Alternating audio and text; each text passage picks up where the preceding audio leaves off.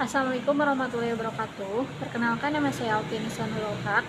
Saya dari kelas 5 dengan nomor NPM 101202009. Saya di sini akan memenuhi tugas ujian akhir semester, yaitu dengan mempresentasikan salah satu materi sumber daya manusia. Oke, baik, langsung saja. Saya di sini akan menjelaskan tentang konsep perencanaan tenaga kerja, yaitu ada latar belakang, ada hakikat dan makna, ada tujuan, fungsi, faktor, dan makna perencanaan tenaga kerja. Nah, yang pertama saya akan menjelaskan tentang latar belakang perencanaan tenaga kerja. Nah, jadi perencanaan sumber daya manusia itu merupakan suatu kebutuhan pokok dalam setiap organisasi atau perusahaan dan ditangani oleh suatu unit khusus yang dipimpin oleh orang yang memiliki keahlian di bidangnya. Karena SDM merupakan faktor utama yang menentukan hidup atau matinya sebuah organisasi, baik organisasi bisnis maupun sosial. Oleh karena itu, jika sebuah organisasi atau perusahaan mengharapkan terus eksis dan berkembang, mengalami kemajuan dan perbaikan secara berkelanjutan, harus memiliki kepedulian yang tinggi terhadap kebutuhan sumber daya manusia melalui sebuah perencanaan yang komprehensif dan sistematis serta dinamis. Nah, yang selanjutnya di sini saya akan menjelaskan tentang hakikat perencanaan sumber daya manusia. Perencanaan merupakan sebuah keinginan kuat dari suatu organisasi atau perusahaan untuk memberikan jaminan baik jangka pendek maupun jangka panjang tentang pemenuhan kebutuhan sumber daya manusia secara kualitas ataupun kuantitas. Nah, jadi hakikat ini adalah sebuah penjaminan tentang sistem pemenuhan kebutuhan sumber daya manusia agar ada keberlangsungan organisasi atau perusahaan dalam berbagai situasi dan kondisi yang berubah serba cepat gitu. Nah, yang selanjutnya saya di sini akan menjelaskan tentang makna perencanaan sumber daya manusia menurut para ahli. Yang pertama ada R.Y. Nemondi, merumuskan perencanaan sumber daya manusia atau human resource adalah proses sistematis untuk mencocokkan pasokan karyawan internal dan eksternal dengan lowongan pekerjaan yang diperkirakan muncul dalam organisasi sepanjang periode waktu tertentu.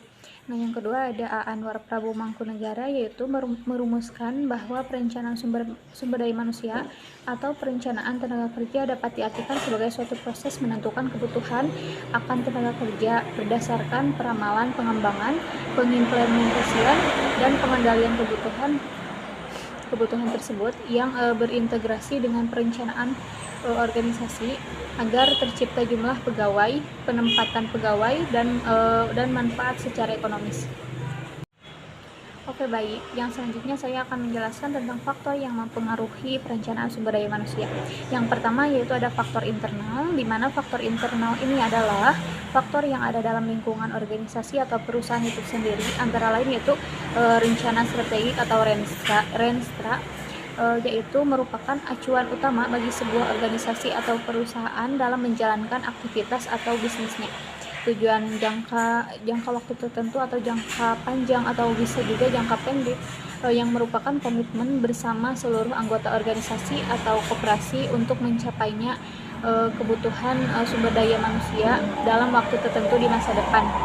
Nah, yang kedua ada kebijakan baru perusahaan atau organisasi, yaitu kebijakan baru lahir saat ada perkembangan baru yang perlu diikuti dan dipenuhi yang sebelumnya tidak terprediksi dalam Renstra.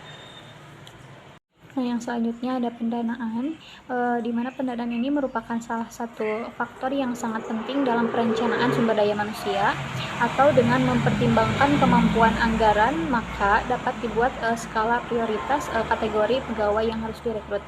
Yang keempat yaitu ada rencana produksi, ada produk baru, ada struktur organisasi dan tata kelola struktur organisasi.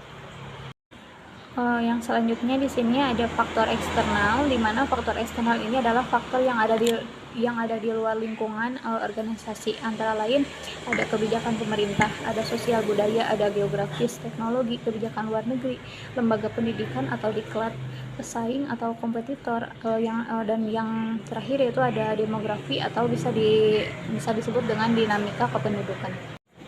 Baik, yang selanjutnya saya akan menjelaskan tentang tujuan perencanaan sumber daya manusia. Secara umum, perencanaan sumber daya manusia bertujuan mempertemukan ketersediaan tenaga kerja dengan kebutuhan pegawai pada suatu organisasi atau perusahaan, baik secara kualitas maupun kuantitas untuk suatu periode waktu tertentu dalam upaya menghindari krisis kebutuhan tenaga kerja yang diperlukan. Nah, di sini juga ada secara detail tujuan sumber daya manusia. Yang pertama yaitu ada terprediksinya permintaan masa depan perusahaan atau organisasi terhadap kebutuhan tenaga kerja. Yang kedua yaitu ada terprediksinya jenis pekerjaan yang masih tetap dibutuhkan atau pekerjaan yang akan terhapus dan tergantikan oleh teknologi. Yang ketiga yaitu diperoleh kepastian pasokan atau supply tenaga kerja untuk jangka pendek dan jangka panjang secara berkelanjutan. Nah, untuk selanjutnya di sini ada terprediksinya kondisi tenaga kerja yang tersedia yang telah diluluskan atau akan dihasilkan oleh lembaga penghasilannya, baik menyangkut kualitas maupun kuantitasnya, termasuk spesifikasi keahliannya. Nah, yang terakhir di sini ada diperoleh estimasi kebutuhan dana atau fasilitas lain yang diperlukan agar pegawai mencapai tingkat produktivitas yang optimal. Nah, untuk selanjutnya saya di sini akan menjelaskan tentang fungsi perencanaan sumber daya manusia. Perencanaan sumber daya manusia memiliki fungsi yang sangat penting.